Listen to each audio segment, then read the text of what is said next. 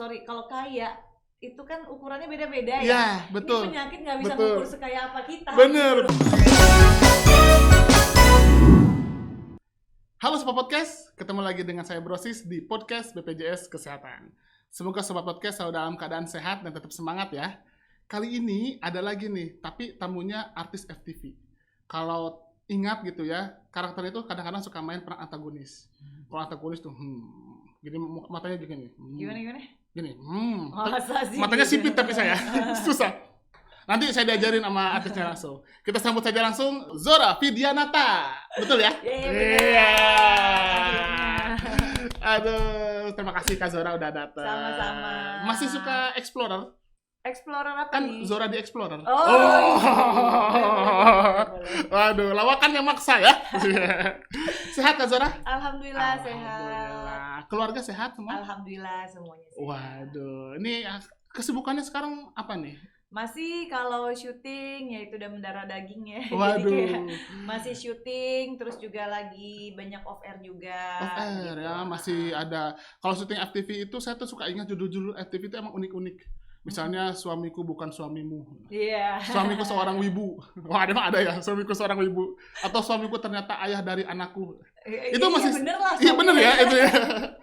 Masih tapi ya. Masih, Sekarang masih alhamdulillah. kesibukan FTV apa nih?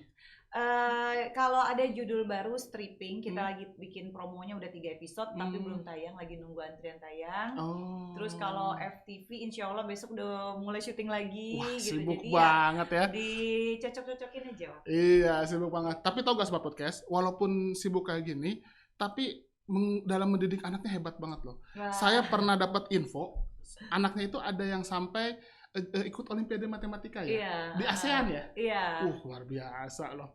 Itu gimana tuh Kak Zara? Jadi sebenarnya ya kalau dibilang aku mengarahkan enggak, karena memang itu udah istilahnya apa ya, mungkin bakat anaknya gitu kan. Kebetulan memang aku kan suka matematika. Aku kuliah juga jurusannya matematika. Oh, Kak Zara matematika? Iya, Waduh, lebih ke saya paling aktuaria benci sih. malah matematika itu. Aktuaria sih, tapi aktuaria itu kan apa namanya, isinya matematika Iya, ya, matematika betul. Banyak statistika hitung-hitungan gitu ya kan. di situ. Iya, jadi mungkin nurun dari situ. Jadi anaknya juga suka matematika. Ya aku juga nggak pernah ngarahin dia untuk ikut ini ikut itu, tapi memang pas mungkin secara akademis di sekolah dia bagus matematikanya, akhirnya dia sering dipilih untuk sekolah, untuk mewakili sekolah. Wah, jadi bener-bener sampai mendarah daging kemampuan matematikanya ya. Tapi hebat loh. Dan itu katanya juga jago seni juga ya. Iya, anak ini aku nggak tahu ya, agak spesial sih karena aku ngerasa gini, aku sendiri mengukur dari aku ya gitu. Jadi kalau aku tuh memang secara eksak gitu Ya, ya, itu aku kuat banget. Gitu. Oh iya. Memang dari dulu tuh dari sekolah, terus kuliah. S1 aku pernah jadi asdos untuk Mathematics for Economics. Waduh, Jadi, berat juga ya. Emang walaupun S1 aku bukan matematika, tapi kelihatan gitu ternyata memang passion aku di sana gitu kan, untuk mata pelajaran atau subjek yang aku suka itu memang yang aku suka dan aku boleh dibilang lebih menonjol itu di matematika. Makanya pas aku kuliah aku sempat disuruh jadi asdos Mathematics for Economics itu S1, akhirnya aku memutuskan S2-nya untuk ngambil aktuaria. Oh, gitu. jadi udah ngambil aktuaria juga ya di situ ya? S2-nya aku ngambil aktuaria gitu. Jadi nah aku tapi ngerasa untuk seni itu aku nol banget. Jadi memang kan otak kita ada kiri kanan ya. Iya. Gitu kan. Jadi memang biasanya kalau jago di satu, iya, satunya nggak terlalu. lemah gitu kan. Nah aku tuh ngerasa kalau misalnya kebetulan suami aku kan boleh dibilang seniman ya, Iya, gitu. iya, Walaupun kerja di industri tapi tetap jiwa dia adalah seniman gitu. Jadi kadang-kadang dia kalau ngerjain satu proyek gitu ya, dia akan nanya ke aku, ada ide nggak buat ini? Karena suami juga ngerjain di industri yang sama tapi dia di balik layar gitu kan. Tapi Dia aneh nanya, ya. Dia nanya aku ada ide nggak? Nggak ada. Jangan tanya aku Iya. ide. Tapi Kak Zora itu kan science banget. Tapi kok bisa ngambil acting gitu? Ya Acting itu kan pekerja seni loh, Kak. Itu iya, pekerja seni belum tentu seniman loh ya. Oh. Gitu. Jadi aku bekerja di industri hiburan. Tapi namanya seniman itu kan luas gitu kan. Nah, kalau ditanya untuk ide-ide kreatif, aku jujur kurang gitu. Nggak Aku terlalu ya. lebih menjalankan apa yang udah ada. Sudah ada. Gitu. Nah, kalau orang-orang di balik layar itu kan orang-orang kreatif semua. Nah, aku di situ kurang banget. Tapi walaupun Kak Zora ini tidak terlalu bisa mungkin dalam hal ide tapi ya tidak terlalu jago, tapi kalau dalam hal perannya itu benar-benar bisa menginspirasi kayaknya. Dan juga pinter banget ngehibur para pecinta sinetron FTV gitu. Alhamdulillah. Contohnya istri saya. Oh iya. Iya. Nonton, Saya kan sendiri suka nonton Kak Zora gara-gara istri saya itu. Oh iya. Gimana waktu nonton aku? Waktu saya bilang juga saya mau ini sama Zora. Oh Zora yang di FTV itu ya? Katanya. Iya. Wah jadi pengen nonton dia katanya. Ntar aja di YouTube ada. Iya. Gitu, ya. Terus nanti juga besok-besok insya Allah ada yang naik. Ada lagi ya? Ada, Wah insya ini. Allah. Nah otomatis saya jadi penasaran nih. Gimana Kak Zora bisa pengalaman hidupnya begitu ya? Bagaimana bisa membangun karirnya dari dulu sampai sekarang begitu? Karena kan pasti nggak mudah ya Kak Zora ya. Benar. Itu bisa boleh ceritakan tuh Kak Zora. Jadi sebenarnya gini, kenapa sih kalau misalnya tadi aku sempat bahas sedikit, kenapa aku sukanya kayak aku orang akademis banget, aku suka belajar orangnya, makanya banyak yang boleh bilang ngapain sih sampai kayak gitu kuliah. Suka belajar. Karena aku orangnya suka belajar, tapi kenapa bisa masuk ke dunia hiburan boleh dibilang kecebur. Oh, kecebur gini ya. Iya. Ceritanya tuh waktu tersungkur ya. kecebur tapi kecebur di tempat yang enak. Oh, enak itu, basah itu ya. Jadi memang awalnya itu aku dari Putri Indonesia. Oh iya, tahun 2022 tahun 2002 ya. Iya, 2002. Waktu itu aku masuk di Yayasan Putri Indonesia, salah satu finalisnya. Nah, kalau kita itu biasanya kalau ikut Putri Indonesia setahun kita dikontrakkan. Oh. Nah, itu kita akan diarahin. Kemana sih bakatnya dia? Mungkin aku nggak bisa ngebaca, tapi mungkin saat karantina mungkin dari yayasan ngelihat oh bakat anak ini ke acting gitu. Oh, jadi kita udah kan ada kelihatan di situ banyak hal ya. waktu saat karantina gitu. Nah, dari situ akhirnya aku diarahin untuk ke acting gitu. Aku dimasukin ke Multivision waktu itu pertama kali. Oh, masuk ke sana. Iya.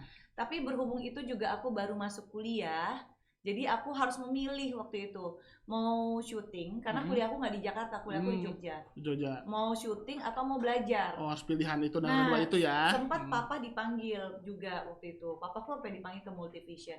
Bisa nggak kalau anaknya dipindahin kuliah di Jakarta? Oh, gitu. Pindah ke biar dekat supaya ya. Supaya bisa syuting, bisa kuliah. Papaku tanya ke aku nggak mau. Aku bilang aku harus bikin pilihan. Mau belajar atau mau syuting. Akhirnya aku pilih belajar. Aku nggak mau berjalan. Oh, malah ditinggalin yang itu. Karena aku nggak mau berjalan dua-duanya tapi hasilnya nggak maksimal gitu. Karena kalau mau belajar selesaiin dulu, aku kerja abis itu gitu. Jangan sampai belajar sambil kerja.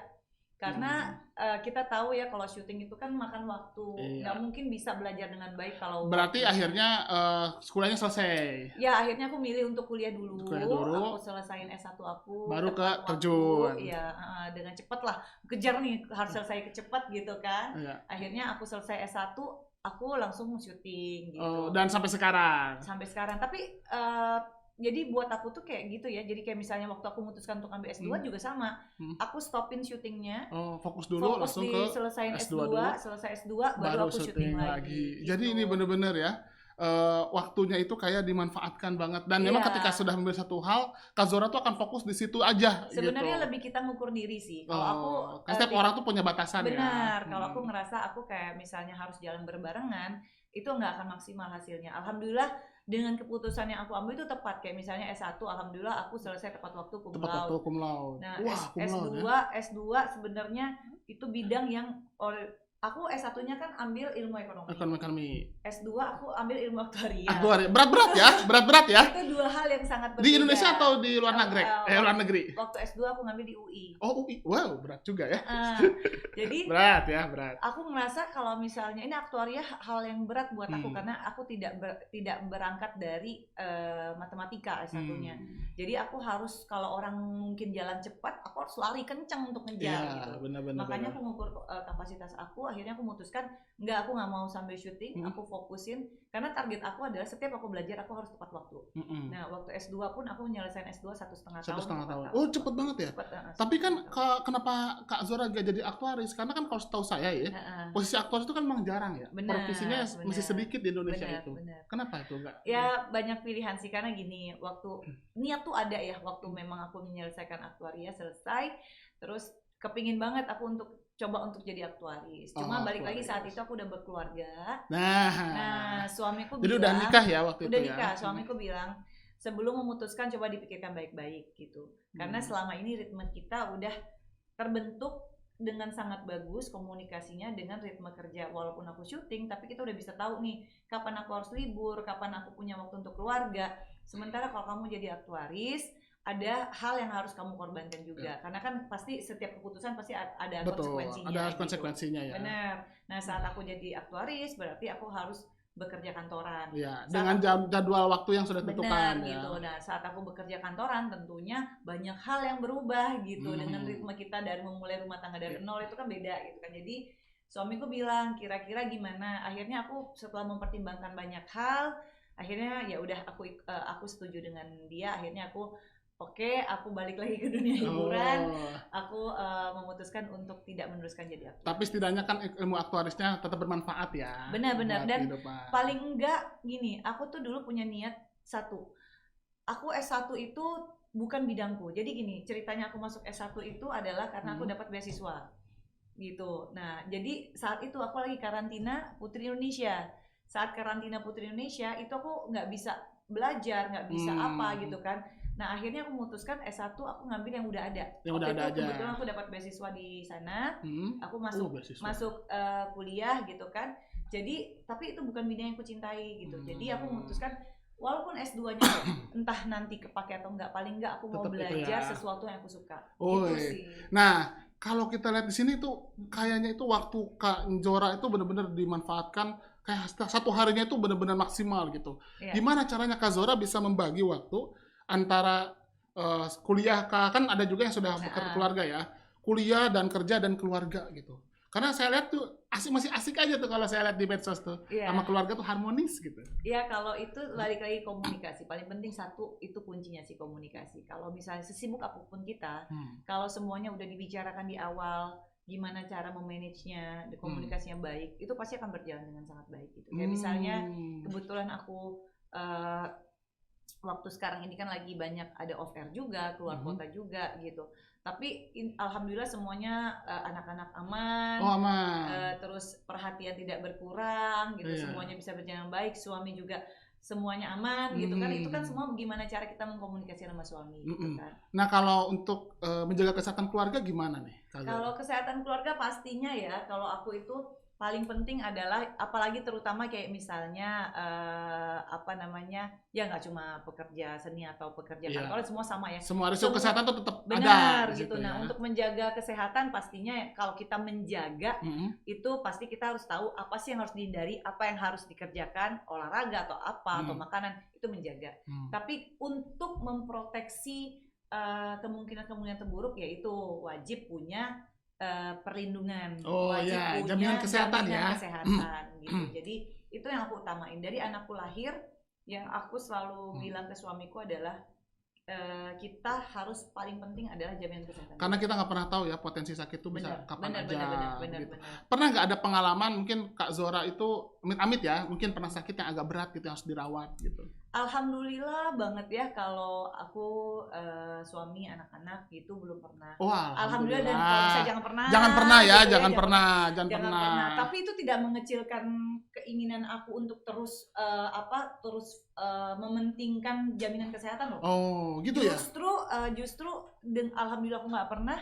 Tapi tetap yang aku fokuskan adalah jangan pernah terlewat nih untuk jaminan kesehatan. Nah, jaminan kesehatannya Kak Zora nih apa nih kalau boleh tahu? BPJS pasti wajib. Ada BPJS ya? Waduh. Gitu.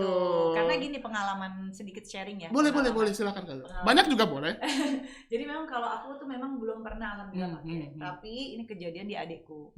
Jadi gini, banyak orang berpikir gitu ya, kalau saya mampu. Gitu, nggak mau pakai BPJS gitu kan. Ada juga yang berpikir saya kan masih sehat ya, kalau nggak sakit ngapain saya mesti bayar gitu. Tapi ini kasus yang adekku ini berpikir yang aku ceritain ya. Jadi dia ngerasa saya mampu gitu, saya punya asuransi swasta gitu kan, jadi uruslah BPJS, nanti aja lah ribet kata apa, pokoknya bukan masalah ribet apa, dianya aja nggak mau gitu. Karena kan aku punya ini gitu, punya asuransi ini gitu kan. Banyak asuransi lainnya gitu ya. Gitu dah. Tapi ternyata gini, dia waktu itu hamil. Dia hamil, terus tanpa dia sadarin, memasuki ke umur ke-7 bulan ya, ternyata dia preeklamsi. Oh, Preeklamsi, ada masalah di iya di kandungannya gitu kan. Jadi terus akhirnya itu kan kita nggak pernah tahu sesuatu musibah yang terjadi gitu kan. Tiba-tiba dia harus ada treatment dan harus lahiran saat itu juga. Oh, harus di prematur dong kalau gitu ya? Prematur gitu. Dia nggak punya BPJS gitu. Dia berpikir, oh saya aman kok, sehat, kandungan sehat gitu kan. Tiba-tiba dia harus lahiran tanpa BPJS gitu. Dan ngerasa mampu kan tadinya gitu. Kita nggak pernah tahu loh. Dia masuk, ternyata dia harus lahiran saat itu juga. Anaknya harus dinicu selama berapa bulan. Itu biayanya besar lama banget. banget. Itu lama dan itu iya biaya dan nicu kan mahal itu. banget ya. Iya, Nicu benar, itu benar. dan kondisinya ini sharing aja ya. Iya. Kondisinya adalah waktu itu keponakan aku tuh lahir di 800 gram. Oh, kecil ya? Kecil ya? Bayangin aja daging sekilo aja Iya. segede apa Iya, ya. iya, Ini dia kecil lahir banget ya. 800 gram. Which is berarti nicu yang dipakai adalah nicu yang kelas A. Iya, kelas Yang A. memang untuk kasus-kasus besar Khusus gitu yang kan. kayak itu ya. Kasus-kasus yang, Dan pastinya butuh waktu yang agak lama juga ya kasus di berat. Dan nicunya. nicu itu kan beda kasus beda harga. Iya. Gitu. Jadi biaya yang diperlukan dalam waktu berapa bulan itu sangat besar gitu ya.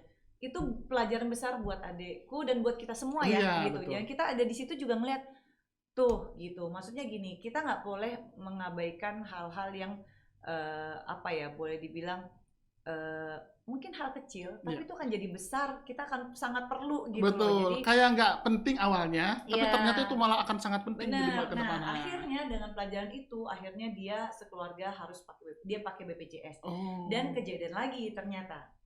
Nih, dia hamil anak kedua, semuanya normal, sehat semuanya, nggak pernah ada masalah. Tiba-tiba masuk 7 bulan, langsung preeklamsi lagi. Aduh. Jadi itu kan hal yang kita dokter bilang ini aman segala macam, tapi kita nggak pernah tahu. Nggak pernah tahu kan? Lainnya, Ya gitu betul. Kan. Nah, dia preeklamsi lagi. Alhamdulillah ada BPJS. Oh alhamdulillah. Dan benar-benar nggak keluar sepeser pun. Betul. Oh gitu jadi, ya. Benar-benar nggak ada keluar sama sekali. Lagi. Anaknya nicu lagi, berbulan-bulan lagi. Alhamdulillah semuanya tercover. Itu pengalaman adekku. Pengalaman yang berikutnya adalah saat waktu adekku di NICU, dia pasti punya orang-orang yang sepengalaman sama dia ya. Alhamdulillah kasus ponakan aku mungkin alhamdulillah paru-parunya aman gitu walaupun di NICU lama gitu kan. Tapi kan ada kasus anak-anak lain yang berat gitu. Nah, ada satu kasus yang itu sangat berat tapi alhamdulillah sekali BPJS mengcover semuanya gitu. Jadi apa itu? Kasusnya kalau anaknya sih kasusnya berat banget ya, mulai dari paru-paru, jantung apa segala komplikasi macam. Ya. Dan aku sempat komunikasi dengan karena kita ada relawan gitu kan, jadi aku ikutan bantu gitu. Kita komunikasi dengan pihak BPJS. Alhamdulillah, maksudnya gini, jadi orang tuanya tuh benar-benar terbantu gitu. Dan ya ini pengalaman sih. Jadi kalau kita udah mengalami langsung, kita akan sadar betapa pentingnya jaminan kesehatan. Betul Kak, karena memang pelayanan BPJS juga manfaat JKN itu juga sudah bisa dirasakan tuh dari sejak baru lahir juga. Iya, benar. Itu berarti sebagai tanda bahwa negara tuh sudah hadir buat masyarakat. Jangan salah, aku lahiran kemarin Desember 2020.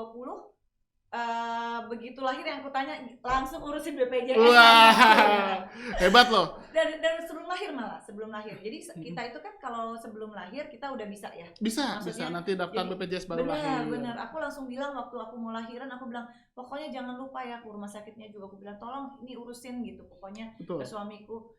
Begitu dia lahir, dia harus sudah aman. Gitu. Wah, luar biasa. Ini Kak Zora tuh benar-benar panutan banget ya.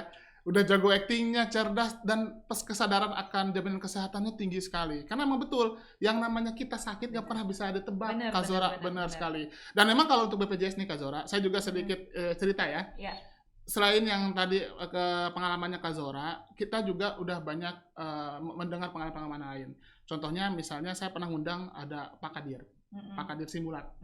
Itu Pak Kadir itu dulu harus pasang ring jantung, sampai habis ratusan juta. Belum lagi ada pengalaman yang harus cuci darah. Jadi ada salah satu peserta BPJS, dia cuci darah seumur hidup. Kalau cuci darah kan seumur hidup ya. Dan itu seminggu tuh 2 kali. Sekali cuci darah itu sekitar 2 jutaan lah. Berarti 16 juta sebulan. Dia pakai BPJS itu semua dan itu gratis, Kak. Bener-bener nggak keluar biaya.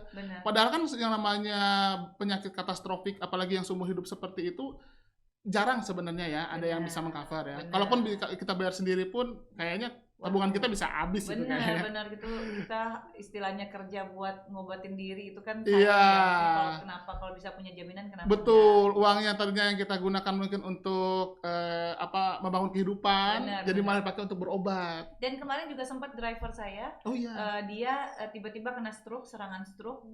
Alhamdulillah dari semua MRI semua, saya tanya Pak gimana masalah biaya? Nggak keluar spesial tunggu katanya. Tuh kan, Alhamdulillah. tuh Sobat Podcast. Jadi artis aja sudah paham pentingnya JKN gitu. Jadi Iya, memang benar. program BPJS itu sangat penting untuk semua lapisan masyarakat. Benar sekali. Karena gini Kak Zora, banyak orang yang menganggap bahwa BPJS mah buat orang miskin aja. Aduh, enggak Bener, deh. udahlah orang miskin aja lah. Katanya kalau yang non miskin mah nggak bisa pakai BPJS. Padahal tuh buat semua loh. Kak Zora. Benar. Karena gini loh, kita kalau kaya itu kan ukurannya beda-beda ya. Iya, betul. Ini penyakit nggak bisa Betul. mengukur sekaya apa kita. Bener, gitu loh. penyakit mah nggak peduli. Bener. Kita misalnya kita ngerasa kita punya 5M udah kaya gitu. Betul. Padahal penyakit Tiba-tiba nggak sakitnya, peduli. iya. Tiba-tiba dia butuhnya 10M Iya, gitu. Mau gimana? malah ngutang kita ya, Gitu. bener. Jadi emang kalau untuk yang namanya program BPJS itu memang untuk mengurangi potensi kemiskinan Benar. gitu Kak Zora. Benar. Karena banyak orang yang tidak sadar dengan hal itu gitu. Iya, benar sekali. Nah, kalau misalnya gini ya, kadang-kadang kita kenapa kita butuh jaminan kesehatan? Karena gini, sebenarnya itu kan adalah untuk memproteksi kita dari segala resiko. Iya. Resiko itu bisa kita ukur nggak bisa? Nggak gitu. bisa, karena bisa datang dong. kapan aja. Resiko bisa kalau kita sadar. Kayak misalnya umur saya segini, pola hidup saya seperti ini, kerjaan saya seperti bisa ini. diwaspadai ya. Iya. Saya punya resiko ini nih, gitu. Saat kita sadar akan resiko, kita sadar bahwa kita butuh jaminan kesehatan. Betul. Nah, kenapa orang ternyata sampai sekarang ada yang belum punya jaminan kesehatan? Karena mereka tidak aware dengan resiko-resiko itu gitu. Dia nggak ngukur resiko-resiko itu. Yang dia adalah menikmati hidup. Iya, atau masih sehat, ya kan, masih happy. Hidup. Dia ya. lupa kalau ada setiap sesuatu yang kita jalanin ada masa waktunya. Iya. Namanya kesehatan, usia itu ada batas limitnya. Dia lupa soal itu gitu. Jadi dia lupa soal resiko. Akhirnya dia nggak sadar akan pentingnya jaminan kesehatan. Wah, ini benar-benar salah satu podcast yang berbobot banget ya. Singkat, padat, jelas, berbobot sekali ya. Jadi emang bener nih, Kak Zora ini cocok banget nih. Pendidikannya, aktuarisnya tuh kelihatan banget nih kemampuan perhitungannya. Karena semua diperhitungkan gitu. Tahu banget masalah risiko gitu. Nah, ini podcast yang seru sekali. Nah, sebelum kita akhiri podcast ini, mungkin ada yang mau disampaikan nih Kak Zora untuk Duta BPJS atau Sobat Podcast lah ya, Sobat Podcast. Mungkin pesan-pesan terkait jaminan kesehatan itu. Silahkan Kak Zora. Ya, pesan saya gini. Kita dikasih sehat, alhamdulillah. Kita dikasih rezeki yang banyak, alhamdulillah. Tapi jangan lupa bahwa apapun yang kita udah usahakan, balik lagi di situ ada istilahnya ada hal-hal yang kadang-kadang tidak bisa kita perhitungkan gitu. Boleh dibilang itu mungkin udah takdir, garis tangan atau apa gitu. Jadi gini, kita apalagi semakin bertambahnya usia gitu. Coba kita mengukur yang tadi saya bilang ya, udah amankah hidup kita gitu, udah benar-benar sehatkah kita. Kadang-kadang kita ngerasa sehat tapi kita nggak tahu di dalam tubuh kita seperti apa. Jadi sebelum hal-hal buruk terjadi, amankanlah dulu diri kita dan keluarga, karena itu penting. Percuma kita bekerja keras, menimbun tabungan, tapi kita nggak bisa melindungi orang-orang di sekitar kita, bahkan diri kita sendiri gitu. Jadi paling utama adalah kita hidup sehat. Yang kedua, kita memberikan perlindungan untuk diri kita dan keluarga. Dengan apa? Dengan jaminan kesehatan. Jadi jangan lupa untuk semuanya yang mungkin sampai saat sekarang ini belum memiliki jaminan kesehatan, disegerakan untuk punya, karena itu cara tanggung jawab kita terhadap diri kita dan terhadap orang-orang yang kita sayang. Jangan lupa juga daftar jadi peserta BPJS. Benar, jangan lupa untuk daftar jadi peserta BPJS, karena pertama, selain itu melindungi kita dari segala macam resiko, yang kedua mempermudah kita. Betul. Karena kedepannya itu kan akan banyak hal yang memang katanya berhubungan dengan BPJS ya. Betul. Gitu. Jadi kalau memang hidup kita bisa lebih aman dan lebih dipermudah dengan BPJS, kenapa harus menolak? Ayo buruan. Luar biasa nih, seru banget ya. Ini benar-benar podcast yang asik, seru, singkat, padat, jelas, berasa kayak nonton berita. Oke, itulah Sobat Podcast kita kali ini dengan Kak Zora Fidianata. Iya. Nantikan podcast selanjutnya dengan narasumber dan tamu-tamu yang istimewa lainnya. Jangan lupa untuk selalu menjaga kesehatan dan juga protokol kesehatan diikuti terus. Jangan lupa untuk like, subscribe, dan share video ini di semua sosmed teman-teman. Saya Brosis, see you next time.